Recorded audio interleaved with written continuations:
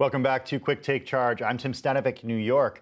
OnlyFans, it's the media giant with 85 million users that has gone relatively undetected until now.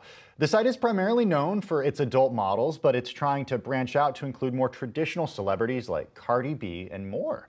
Joining me now from New York is Bloomberg News' Lucas Shaw. He's the author of the Bloomberg Screen Time newsletter. It breaks down the future of entertainment. Lucas, it's great to see you today. In your newsletter, you describe OnlyFans as the billion-dollar giant hiding in plain sight. Look, every time I logged into Twitter over the weekend, Lucas, somebody was sharing this story that you wrote about OnlyFans.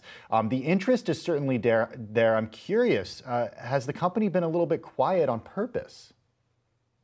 I think initially, yes. I mean, keep in mind, this is only about 4 years old, and for the first 2 or 3 of those years, it was a pretty small business. But it has exploded during the pandemic for a whole host of reasons. You've got a lot of people who might have been models, might have been strippers, all sorts of different professions who are now stuck at home and looking to make money. And you've got a lot of people who are also stuck at home and looking to be entertained in one way or another. So I think that a little bit of it is timing. But they're definitely trying to play up this idea that they are for all creators. I think if you were to ask the average person, first of all, the average person might not know what OnlyFans is. And if they did, those who did, they'd probably associate it with pornography, sex work, adult modeling, whatever their preferred nomenclature or whatever they're thinking about it. But OnlyFans really wants to be thought of more like a Patreon, where it is a way to support creators that you love. Okay, you brought up Patreon, so I want to just compare and contrast the different numbers here. Patreon is valued at more than $1.2 billion, but it's way smaller in terms of actual amount of money that it makes than OnlyFans. Give us sort of the compare and contrast here, in terms of dollar figures and fans.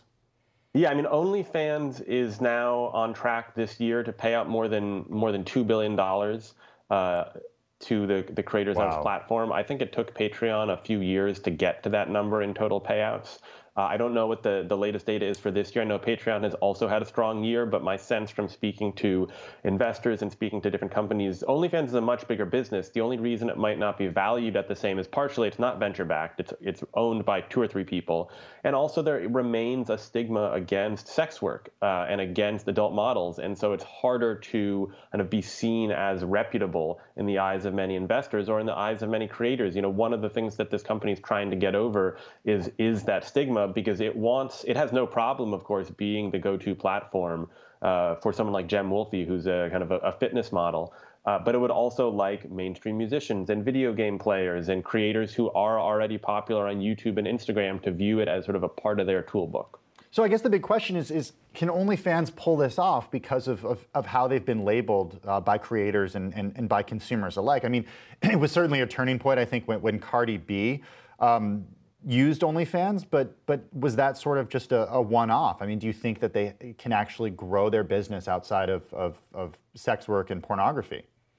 Yeah, it's got a couple of big cases this year. You know, Beyoncé didn't use it, but she did reference it in a song, which they said was a big help for them. Cardi B used it. A couple of prominent or kind of mid-level rappers, I would say. My experience thus far this year is that the big celebrities who use it have done so around particular, say, a music release where they either want to make a little extra money or help get a little excitement. It's too soon to know if they can break through. I think that's what sort of the dance that they're trying to do right now. They've had this surge in interest and usage during the pandemic, and can they use that to turn what would already be a pretty solid business into the next big social network or something that kind of sits on top or sits as a layer on top of all the other ones.